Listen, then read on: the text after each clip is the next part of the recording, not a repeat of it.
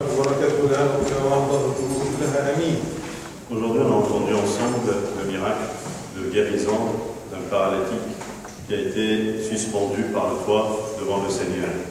On a vu ensemble comment ce paralytique, comme on a entendu dans l'évangile selon Saint Luc chapitre 5, qu'il y a des gens qui ont porté le lit de cet homme-là pour l'amener devant le Seigneur.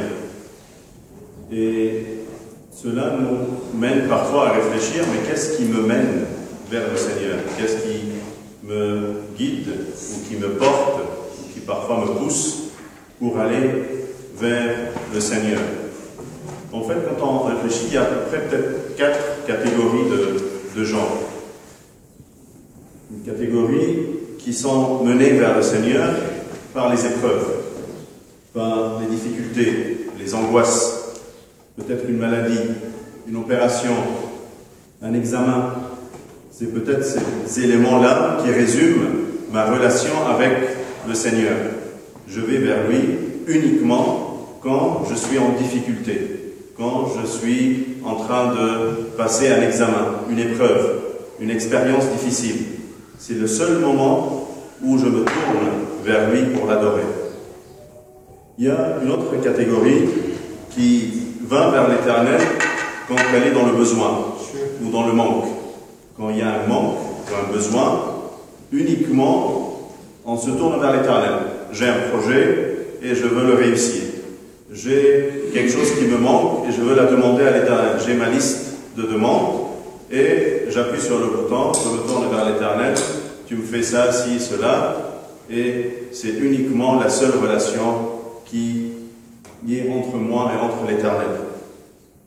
Mais il y a une troisième catégorie de gens qui peuvent se tourner vers l'Éternel par sentiment de gratitude ou de remerciement, qui sentent vraiment la présence de l'Éternel dans leur vie et qui vont vers lui pour le remercier, pour lui dire merci Seigneur, tu m'as donné ci ou cela, qui voient déjà ce qu'ils ont dans leur vie et qui arrivent à le remercier tous les jours pour cela. Mais encore une quatrième catégorie qui va vers l'Éternel par amour, par besoin. Voilà, quand on a entendu le psaume de ce matin, je chante l'Éternel parce qu'il m'a donné de la joie, parce qu'il m'a donné ce sentiment dont j'avais besoin. La Samaritaine, elle a trouvé en Christ son amour qu'elle a cherché parmi 7 hommes et qu'elle n'a jamais trouvé. Voilà une raison que le Seigneur adore.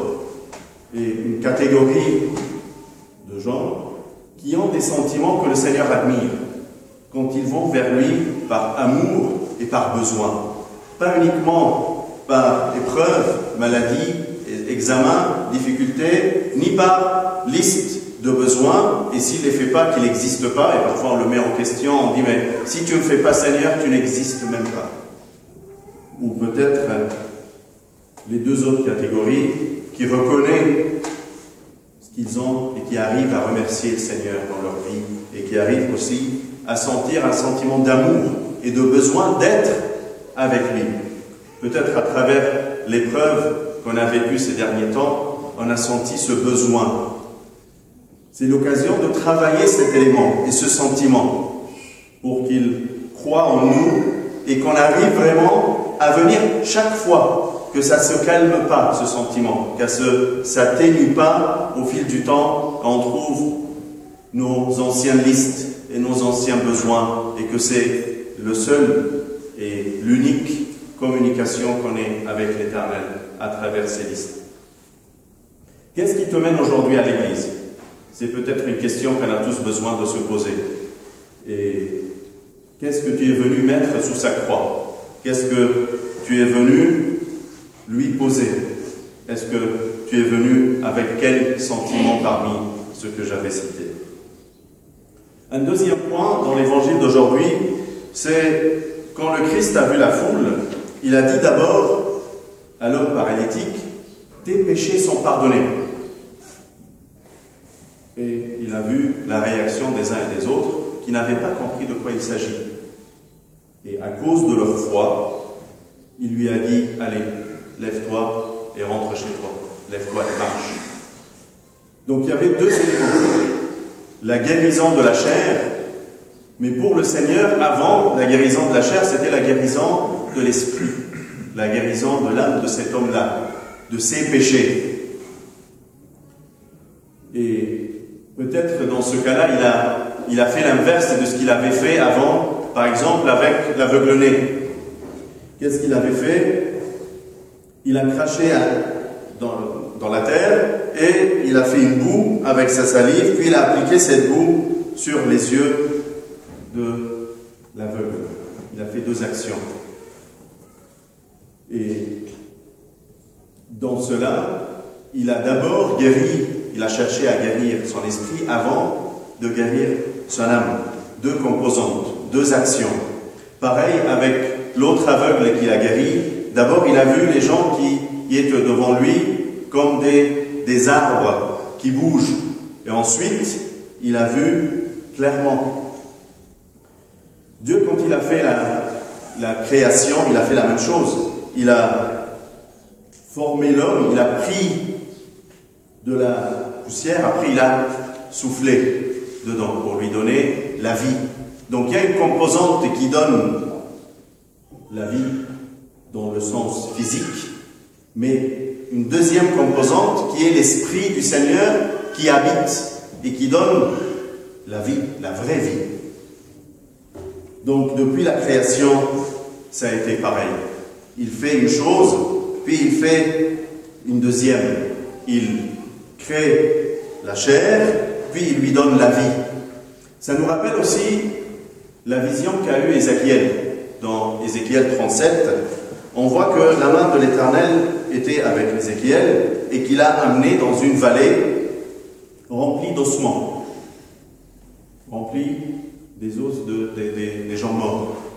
Et qu'est-ce qu'il lui a dit? Il lui a dit, prophétise sur ces os. Prophétise sur ces os. Et ensuite, les ossements desséchés ont écouté cette parole, cette prophétie, et ils ont commencé à les couvrir de nerfs, de chair, de peau, pour qu'ils soient revêtus d'une chair humaine. Et ensuite, l'Esprit du Seigneur lui a dit une deuxième fois, prophétise et parle à l'Esprit. Prophétise et parle à l'Esprit.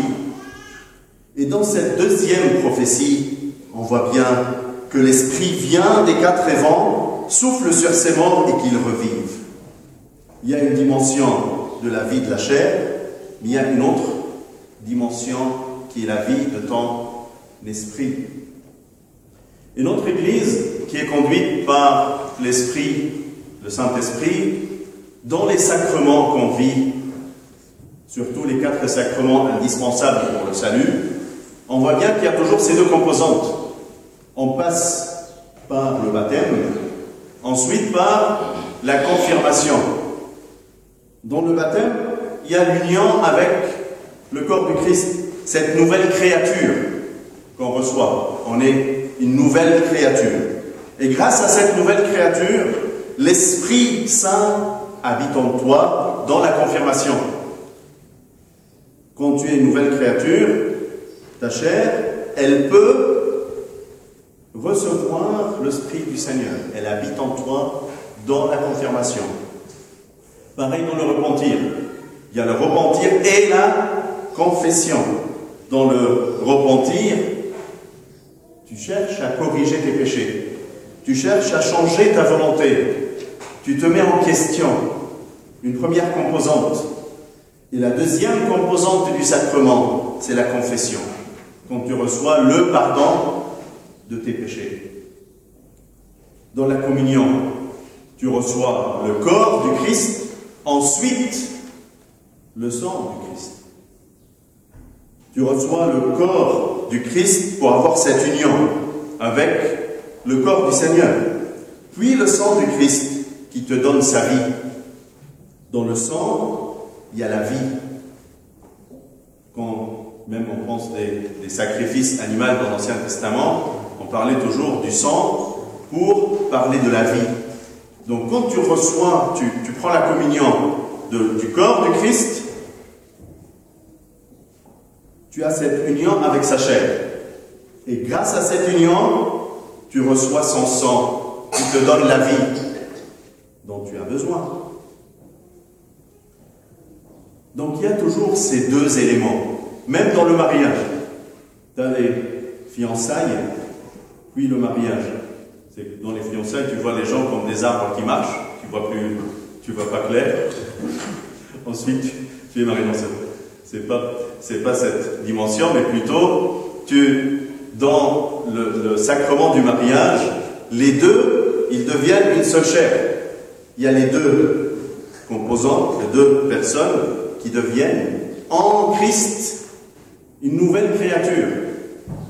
Et dans cette nouvelle créature, dans leur foyer, le Saint-Esprit habite dans leur foyer. Parce qu'ils ont revêti le Christ. C'est pour ça que le mariage était célébré pendant la messe, pour qu'ils s'unissent avec le corps du Christ. Ils sont réunis par le corps du Seigneur.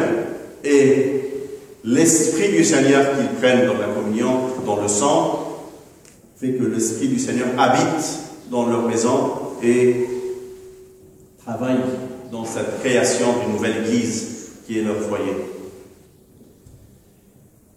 Troisième point dans cet évangile, c'est la phrase du Seigneur quand il a dit « Lequel est le plus aisé à dire ? Tes péchés sont pardonnés ou lève-toi et marche ?» La question que le Seigneur a posée aux pharisiens, à la foule qui était devant lui. Parfois, nous, on voit qu'il est plus difficile la guérison de la chair. On s'attache plus à cette dimension. Plus que la guérison de notre vie éternelle, dans notre âme. Le pardon des péchés, on lui donne moins d'importance. Qui s'inquiète autant qu'il ne s'est pas confessé depuis un moment? Et qui s'inquiète autant parce qu'il a un rhume? Qu'est-ce qui est plus difficile dans ta vie? Un rhume ou ta vie éternelle? Dans la parabole de l'économe infidèle, le Seigneur a félicité cet économe infidèle en lui disant « Les enfants de ce siècle sont plus prudents à l'égard de leurs semblables que ne le sont les enfants de la lumière. » On voit comment la société, les pays s'inquiètent pour leur économie. Plus que même ils s'inquiètent, ils savent faire la part des choses. Ils ont le discernement du monde. Mais les enfants de la lumière, est-ce qu'ils ont le même discernement? Est-ce qu'ils donnent plus d'importance à leur salut et leur vie éternelle? Ou bien on commence à parler de tout et de n'importe quoi, sans viser comment je vais réussir ma vie éternelle, comment je vais atteindre le paradis, le royaume, le Seigneur. Je vise, j'arrive à vivre un vrai discernement dans ma vie. C'est quoi la priorité dans ta vie? Il s'occupe des deux. Il l'a déjà fait dans le miracle d'aujourd'hui. Il lui a donné la guérison de la chair et le pardon des péchés. Mais qu'est-ce qui t'occupe toi le plus? Qu'est-ce qui te travaille le plus? Qu'est-ce qui t'inquiète le plus? C'est ça qui compte pour le Seigneur. النهارده سمعنا مع بعض معجزة شفاء المقعد المدلل من الصقر، وأول نقطة نقف عندها هي الرجال اللي جابوا المقعد ده وقدموه لرب المجد ودلوه من السقف. في الحقيقة 4 فئات من الناس بتفكر ب4 طرق مختلفة وعندها مشاعر مختلفة هي اللي بتجيبها أمام الله.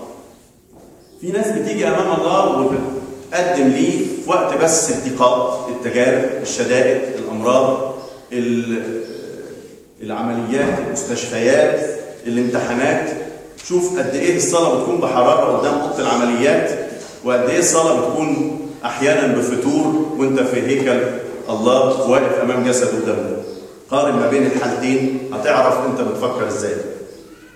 أحيانا ما بنتجهش لربنا غير في الاحتياجات، في حاجة ناقصاني، بروح له عندي لستة طلبات، عايز كذا وعايز كذا وعايز كذا وعايز كذا وعايز كذا، اعمل لي دول، ولو ما عملهمش يبقى مش موجود. ونشك حتى في وجود الله، ويجي لنا أفكار شك لمجرد إنه ما نفذليش طلبات، ما عمليش كذا وكذا وكذا. لكن في فئة ثالثة بتعرف تروح لربنا بمشاعر الشكر، فعلا شايفه اللي ربنا عطاه لها في حياتها، تعرف تقول يا رب اشكرك، تعرف تبتدي صلاتها كده اشكرك يا رب، وتقعد تكمل في اشكرك يا رب لغايه ما تخلص وتنسى هي كانت عايزه منه ايه. لان هي كل فعلا شايف نعم ربنا في حياتها، شايف مديني ايه وايه وايه وايه وايه، وعارف اقول له شكرا بكل قلب. وفي فئه رابعه بتروح لربنا فعلا بمشاعر حقيقيه فيها محبه، فيها حب، انا بحبه وانا محتاج ليه. يمكن في الفتره الاخيره في موضوع العزل ده والحجر الصحي والكلام ده شعورنا باحتياجنا للكنيسه، باحتياجنا للتناول، باحتياجنا للوقوف امام الله، نقول له يا رب لا تحجب وجهك عننا، نقول له يا رب انت فين؟ بحثنا عليك في كل مكان. حلو انك تحتفظ بالمشاعر دي، تنميها جواك، خليها قدام عينيك على طول، خليهاش تبرد، هتبرد وبتبرد يمكن من بعد تاني تالت مره هتلاقيها برد. خلي بالك دي نعمه ربنا عطاها لك، ما تخليهاش تتسرق منك، انك تحس بالاحتياج لوجودك امام الله. النهارده اسال نفسك ايه اللي جابني الكنيسه؟ جاي ادور على ايه؟ جاي احط تحت رجلين المسيح، قدام صليبه هحط ايه؟ ايه اللي في قلبي؟ ايه اللي في مشاعري؟ عايز اشكره، عايز احبه، عايز اطلب منه حاجه، عايز اقول له ايه؟ في احتياج، في تعب، هو بيهتم بكل حاجه، بس ايه اولوياتك؟ هو ده اللي بيفرق في تعبيرك وفي كلامك مع ربنا. تاني نقطه اقف عندها هي النهارده لما المسيح اتقدم وشاف الشخص المدلل بالسبب، اول حاجه قالها له مغفوره لك خطاياك على طول. مغفوره لك خطاياك، ده واحد عاجز مش عارف يمشي، ايه مغفوره؟ الناس استغربت ايه اللي بيقوله ده. فعلشان تشككوا فقال له قم احمل سريرك وامشي. فكان في عنصرين، كان في عنصر شفاء الجسد اللي عمله، وقد عملوا نمره 2 ما عملوش نمره 1، والعنصر الاولاني هو مغفره الخطايا، عطاله غفران لخطاياه وبعدين عطاله شفاء الجسد. يمكن ده عكس اللي عمله لما شفى المولود اعمى، لما اخذ طين من الارض كده وتفل فيه ونفخ فيه من روحه وحطه على عينيه. يعني خد الاول الجسد، الحاجه اللي هي التراب، وبعدين نفخ فيها زي ما عمل في الخليقه. ربنا لما خلق الانسان برضه خد تراب من الارض ونفخ فيه نسمه حياه وخلق الانسان، عطاله جسد وبعدين عطاله نفخ نسمه حياه، عطاله الحياه اللي بيعيشها. نفس الحكايه برضك في يوم خميس العهد، اخذ الخبز وكسر اعطى التلاميذ، وبعدين اخذ الكاس واعطى التلاميذ ليتناولوا من جسده ودمه. فدايما في عنصرين، في حاجتين بيحصلوا، في حاجه خاصه بالجسد وحاجه خاصه بالايه؟ بالنسمه الحياه او بالروح.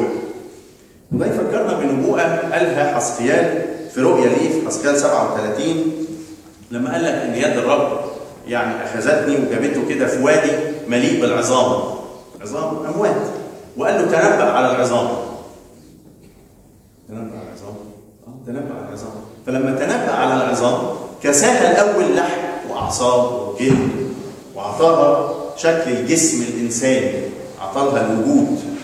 وبعدين قال له تاني مره تنبأ على العظام، يعني في مره قالها له عشان يوضحها، ممكن يقول له تنبأ على العظام ويعمل الخطوتين، لكن لاهميه الخطوتين ان في خطوه خاصه بالجسد وبعدين خطوه خاصه بالروح، كان فصل الاثنين. تنبأ على العظام فكساها الاول لحم واعصاب وجلد وبعدين قال له تنبأ على العظام مره ثانيه فاعطاها نسمه الحياه.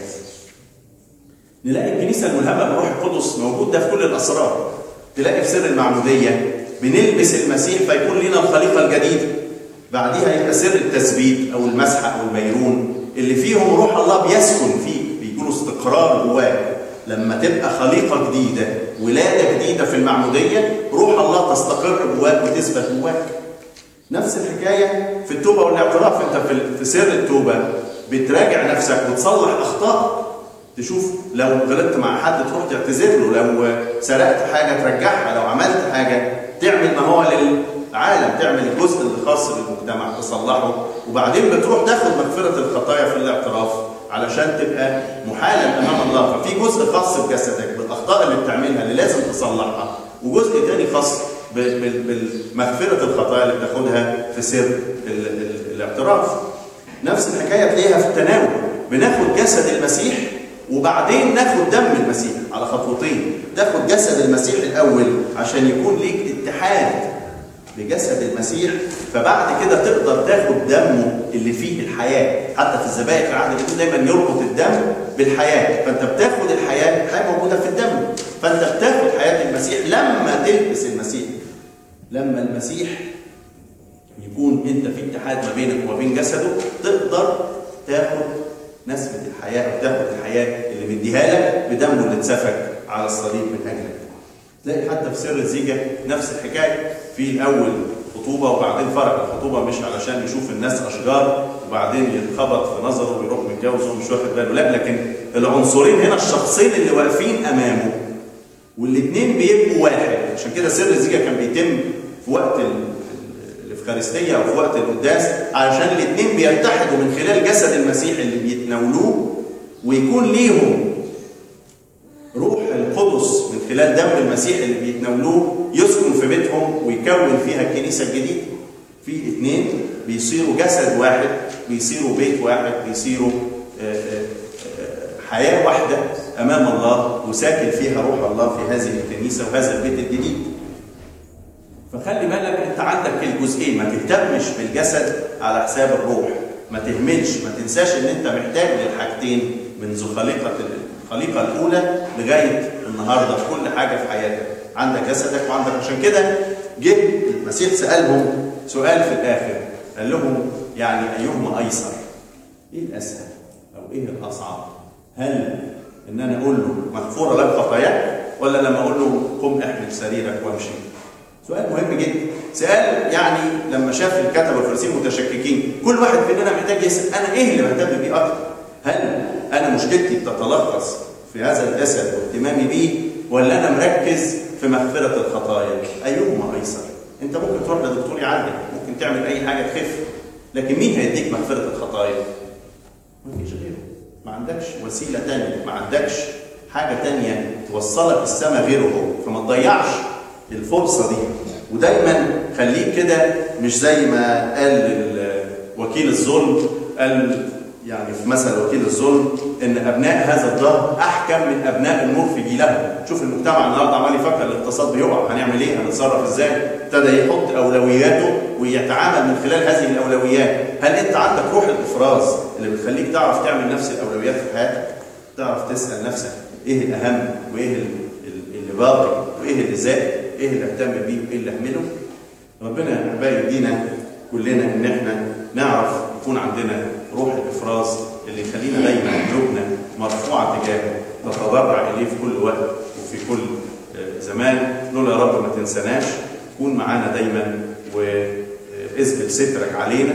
ادينا يا رب كل ده، احنا نثق ان انت بتهتم باجسادنا وبارواحنا، فادينا يا رب السلام والطمانينه عشان ما يكونش لينا لا شك ولا اضطراب ولا شبه حتى شك في تقربنا من اسرارك. لا كل مجد وكرامه من الان الى الابد. امين.